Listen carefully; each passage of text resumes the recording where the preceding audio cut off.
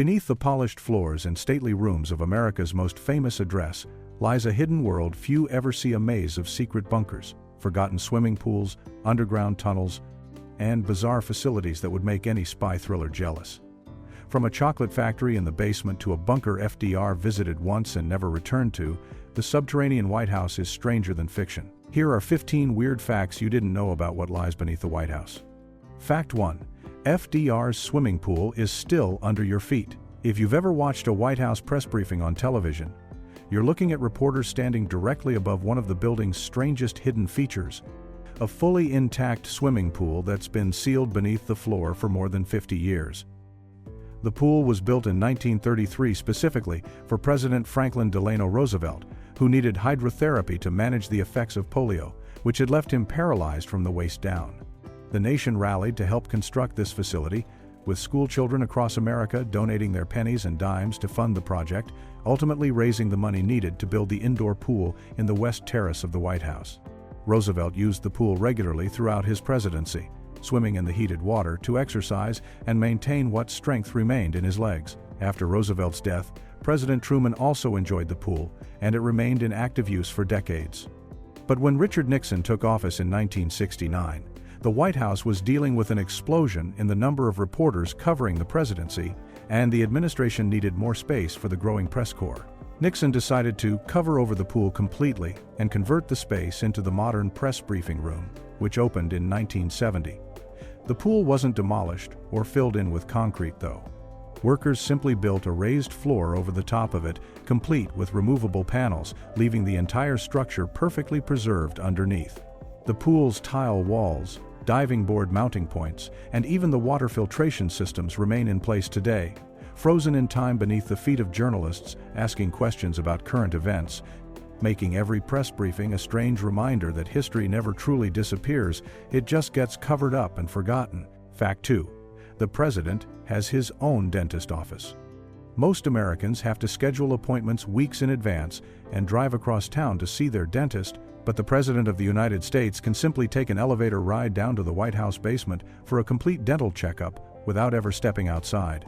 Since the Herbert Hoover administration in the early 1930s, a fully equipped dental office has operated in the lower levels of the executive mansion, complete with modern dental chairs, X-ray equipment, sterilization systems, and all the tools necessary to perform everything from routine cleanings to emergency oral surgery. The facility isn't just a basic examination room either.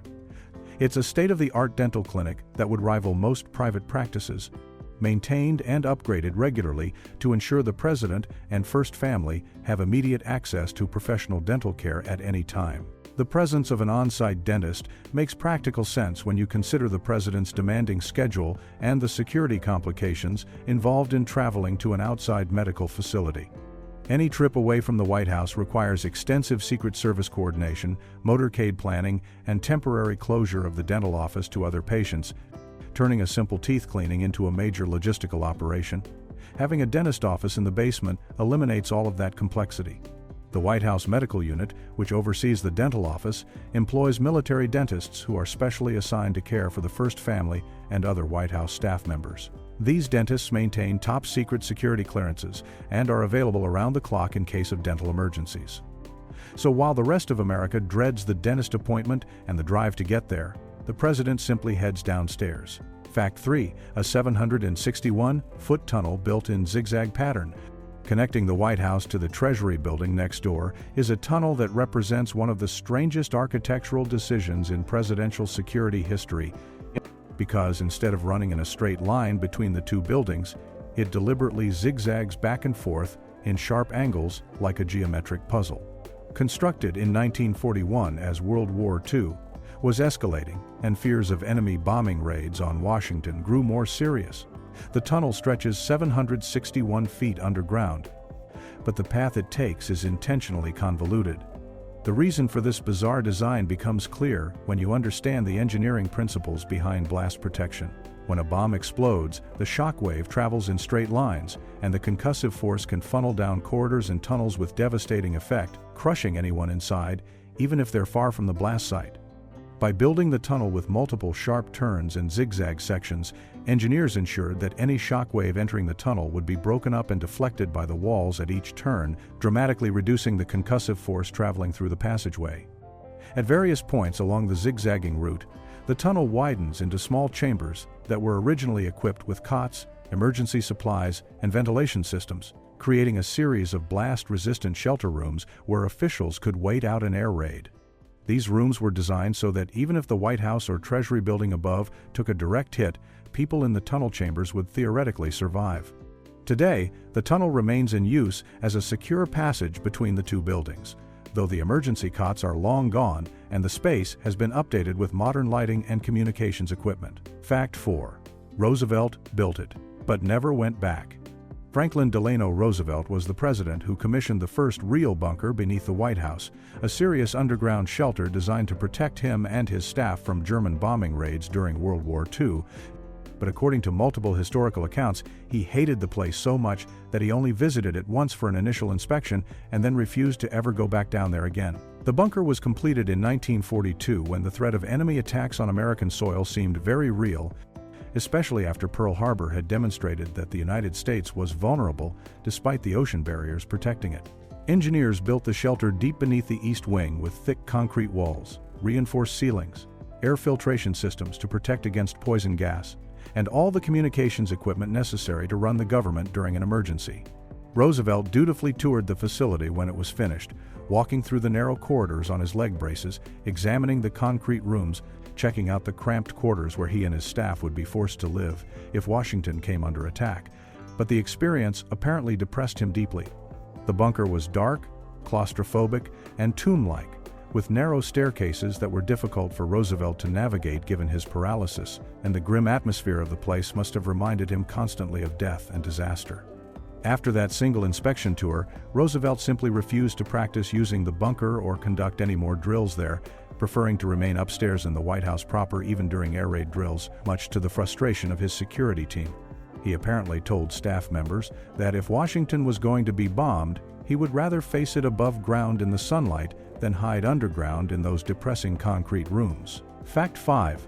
A mysterious $376 million construction project. Between 2010 and 2012, something very large and very expensive was being built deep beneath the north lawn of the White House, but the government's explanations about what exactly was under construction raised far more questions than they answered. The official story was that crews were performing a routine utilities upgrade, replacing aging infrastructure and modernizing the electrical and plumbing systems that serve the executive mansion. But a utilities upgrade doesn't typically cost $376 million or require excavation work so extensive that it completely tore up the entire north lawn for more than 2 years. Delivery trucks hauling massive amounts of concrete, steel beams, and sophisticated electronic equipment were seen entering the White House grounds on a nearly constant basis. Construction crews worked around the clock, and satellite imagery showed enormous excavation pits being dug far deeper than would be necessary for water pipes or electrical conduits. Security around the project was extraordinarily tight, with workers required to sign non-disclosure agreements and all photography strictly prohibited. Experts in government construction and military bunkers examined the publicly available information and concluded that the project almost certainly involved building or expanding a deep underground command center, commonly abbreviated as DUCC, which would serve as a modern nuclear attack-proof bunker equipped with advanced communications systems, life support equipment, and blast doors capable of withstanding almost anything short of a direct nuclear strike. The timing of the project coincided with growing concerns about cyber warfare, terrorism, and the aging condition of Cold War-era bunkers that had been built decades earlier with outdated technology. The White House never confirmed or denied these theories, and today the North Lawn looks perfectly normal, giving no indication of what lies beneath the grass. Fact 6. The building was literally collapsing in 1948. The White House was on the verge of catastrophic structural failure in 1948, a fact that became undeniably clear when President Harry Truman's daughter Margaret was practicing piano in her sitting room and one of the piano legs suddenly crashed straight through the floor, creating a hole that revealed the ceiling of the room below. That frightening incident prompted engineers to conduct an emergency inspection of the entire building, and what they discovered was genuinely terrifying. The White House was essentially being held up by ancient wooden beams that had been installed during the original construction in 1800, and those beams were now rotting, sagging, and splitting under the weight of more than a century of additions and renovations. The mansion's exterior stone walls were bowing outward in several places, held in position only by habit and luck. Floors were sagging by as much as 18 inches in some rooms. The state dining room chandelier was swaying ominously even when there was no wind, because the ceiling structure supporting it was slowly giving way. Engineers told President Truman in blunt terms that the building could collapse at any moment, potentially killing everyone inside. The solution was dramatic and unprecedented. Truman and his family moved out of the White House entirely and lived across the street in Blair House for nearly 4 years, while construction crews completely gutted the interior of the building down to the bare stone walls, removing every stick of historic wood, plaster, and flooring. Workers then rebuilt the entire interior structure using steel beams and reinforced concrete, essentially constructing a new modern building inside the shell of the old one. The renovation cost $5.7 million, which would be roughly $70 million today. Fact 7. There's a secret chocolate shop basement kitchen. Hidden away in the basement levels of the White House is a specialized kitchen facility that the public almost never hears about, a dedicated chocolate shop where skilled pastry chefs spend enormous amounts of time creating elaborate chocolate sculptures, hand-decorated Easter eggs, and intricate confections that appear at presidential events throughout the year. This isn't just a corner of the regular White House kitchen where someone occasionally melts chocolate. It's a separate, fully equipped chocolate production facility with industrial tempering machines, molds in hundreds of different shapes, specialized tools for detailed decoration work, and storage systems for maintaining chocolate at precisely controlled temperatures. The chocolate shop's most famous annual production is the White House Easter egg roll, where thousands of commemorative wooden eggs are distributed to children. But the pastry team also creates elaborate chocolate eggs that are displayed throughout the mansion and given as special gifts. These aren't simple candy eggs you'd find at a drugstore. They're works of art, hand-painted with intricate designs, often featuring the presidential seal, American flags, or detailed scenes from American history, requiring days of painstaking work by skilled chocolatiers.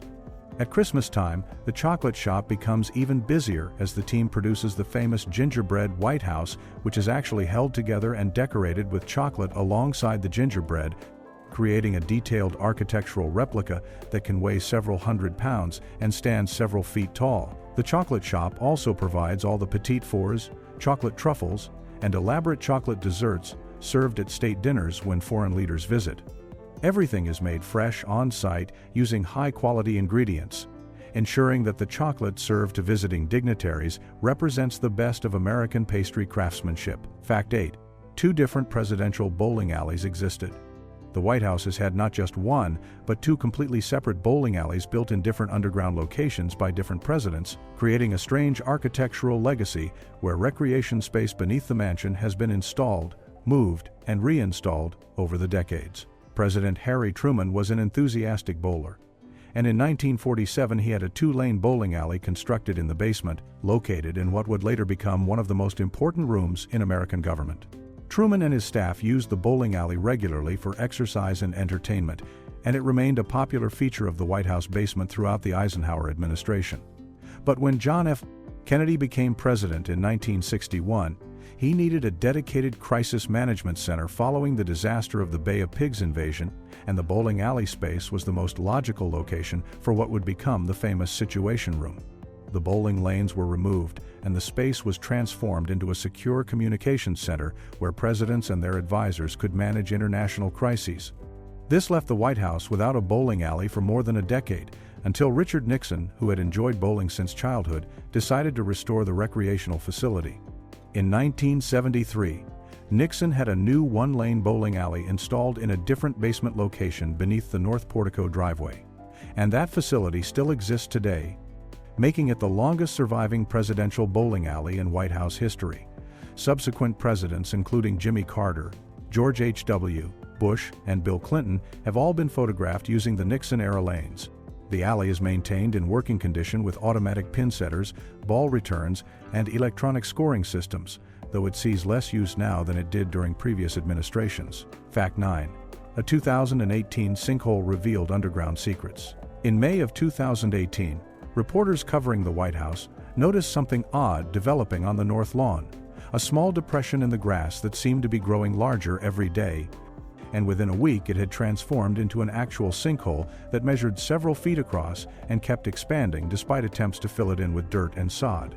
The growing hole became something of a media sensation, with journalists taking photos of the sinking earth and posting them on social media, joking about what might be causing the ground to collapse.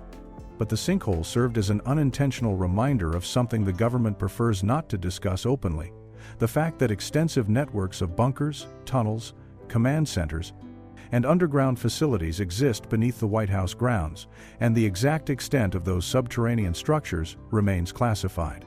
The official explanation for the sinkhole was that it resulted from infrastructure work related to utility systems, which was technically true but didn't tell the whole story. What the sinking ground actually revealed was that the earth beneath the White House has been excavated and re-excavated so many times over the past 80 years, with bunkers built during World War II, expanded during the Cold War, modernized in the 1990s, and completely rebuilt in the 2010 to 2012 construction project, that the ground has become structurally compromised in certain areas.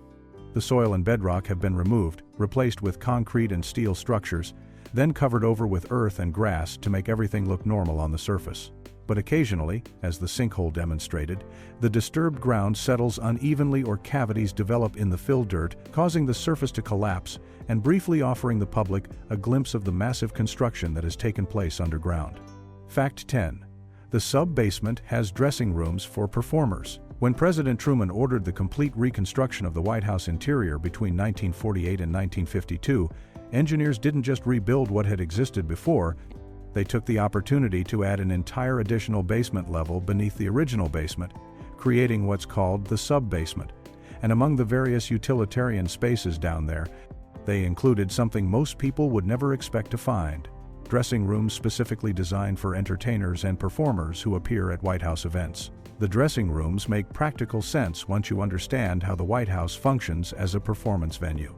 The Executive Mansion regularly hosts concerts, theatrical performances, poetry readings, and musical entertainment as part of state dinners, holiday celebrations, and cultural events.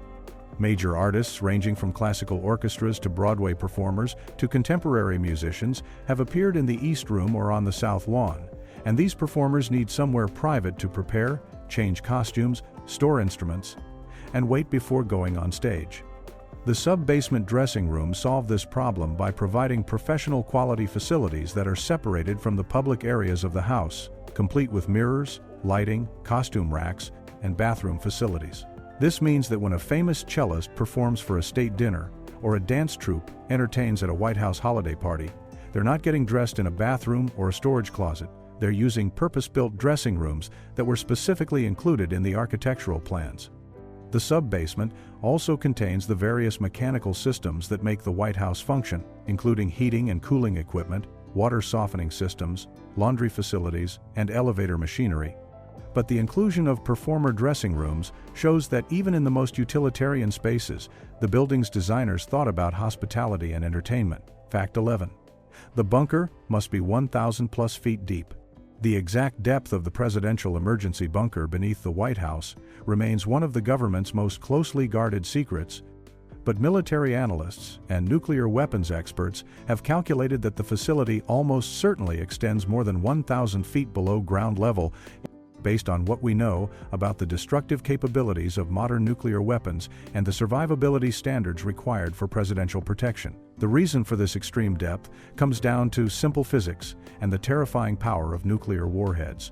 The most powerful bunker-buster weapons in the United States arsenal, which are designed specifically to destroy underground command centers, can penetrate up to 1,000 feet through rock and concrete before detonating, creating a blast cavity that extends even deeper.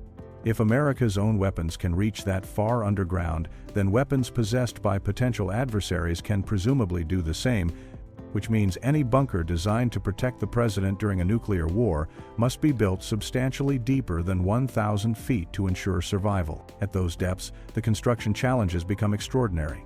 Engineers must deal with tremendous earth pressure, groundwater infiltration, the need for independent air and water supplies, and the problem of how to create elevator shafts and stairways that can quickly transport people more than 1,000 feet underground in an emergency. The bunker also needs to be connected by secure tunnels to other government facilities, emergency exit routes that can't be easily blocked, and communication systems that can function even if the surface infrastructure is completely destroyed. Based on the massive amount of concrete and steel that was delivered during the 2010 to 2012 construction project, along with the depth of excavation visible in satellite photos, experts believe the current bunker may extend significantly deeper than 1,000 feet. Fact 12.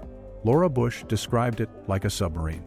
When terrorists attacked the United States on September 11, 2001, First Lady Laura Bush was waiting to testify before a Senate committee when Secret Service agents suddenly grabbed her, told her America was under attack, and rushed her through a series of underground tunnels to the White House emergency bunker, an experience she later described in her 2010 memoir in terms that revealed just how strange and unsettling the presidential bunker really is.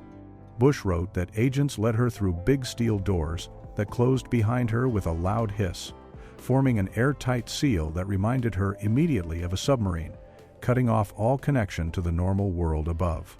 Inside, she found herself in unfinished hallways with old tile floors, exposed pipes running along the ceilings, and hanging mechanical equipment that looked like it belonged in a building's utility basement rather than a high-tech command center. The contrast between the elegant, historically preserved rooms of the White House proper and the industrial, almost depressing atmosphere of the bunker was jarring. Bush's description helps explain why Franklin Roosevelt hated the bunker so much and why presidents generally avoid spending time there unless absolutely necessary. Despite being designed to protect the nation's leadership during the worst imaginable crisis, the bunker feels claustrophobic, isolated, and grim, more like a prison than a sanctuary. The loud hiss of the airtight doors sealing shut, which Bush specifically mentioned in her memoir, is a particularly unsettling detail, because it emphasizes that once you're inside the bunker, you're completely cut off from the outside world, dependent on air filtration systems and unable to leave until the doors are unsealed, trapped underground until someone decides it's safe to return to the surface. Fact 13. Treasury vaults were the first safe room.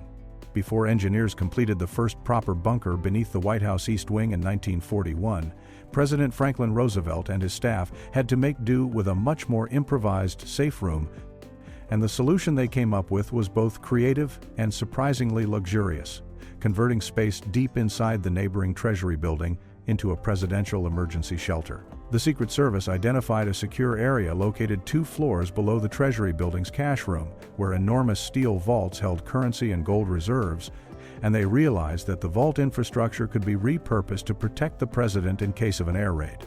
Workers constructed a 10-room presidential suite behind a massive steel bank door that was several inches thick and could be locked and sealed from the inside, creating a shelter that would be impervious to anything short of a direct bomb hit on the Treasury building itself. Unlike the grim, depressing bunker that would later be built beneath the White House, the Treasury vault shelter was actually quite comfortable.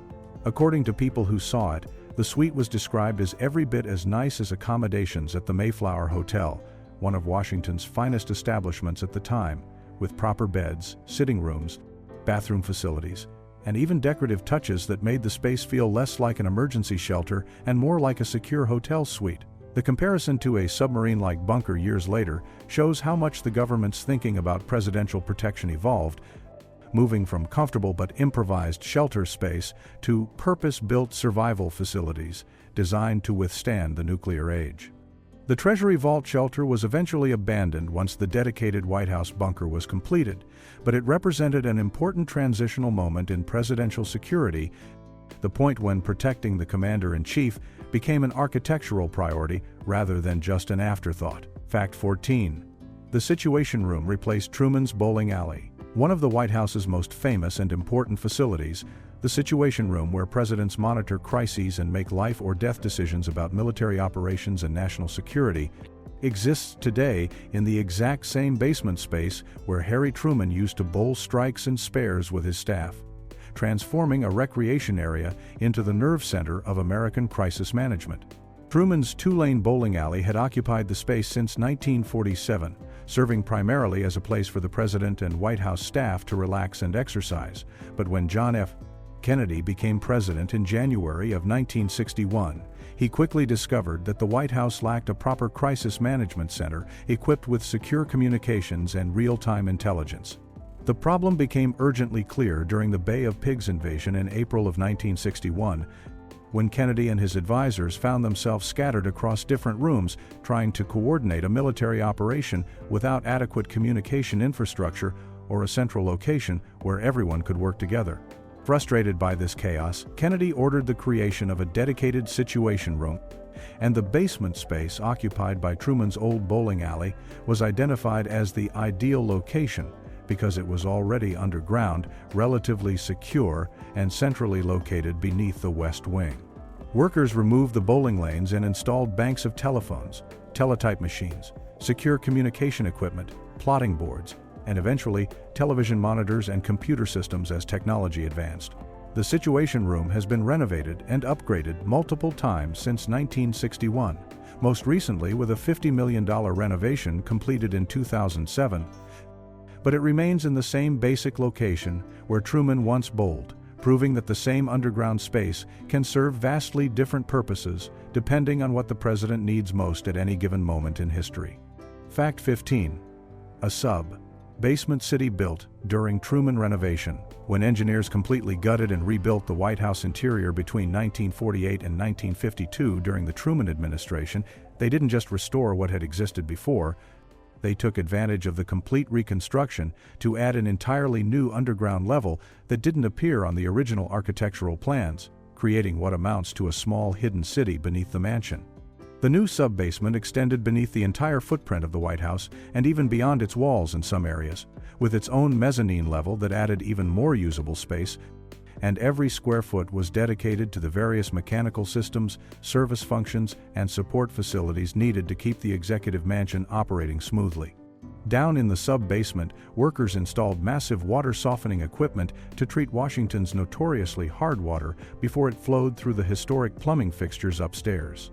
Industrial-scale laundry facilities were built to handle the enormous volume of linens, towels, tablecloths, and clothing generated by the First Family and the constant stream of official events. An incinerator was installed to safely destroy classified documents and sensitive materials that couldn't be thrown in regular trash. A medical clinic with examination rooms and emergency equipment was included to provide immediate health care for staff and visitors. All of the elevator machinery that powers the building's multiple elevator shafts was housed in the sub-basement, along with the motors, cables, and control systems that keep those elevators running safely. Extensive storage rooms were carved out to hold everything from furniture to china to holiday decorations to emergency supplies. The sub-basement even included the dressing rooms for White House performers and the various food preparation facilities, including the chocolate shop. Essentially, everything necessary to keep the White House functioning was concentrated in this underground level, creating a complete support infrastructure that remains invisible to visitors touring the historic rooms above.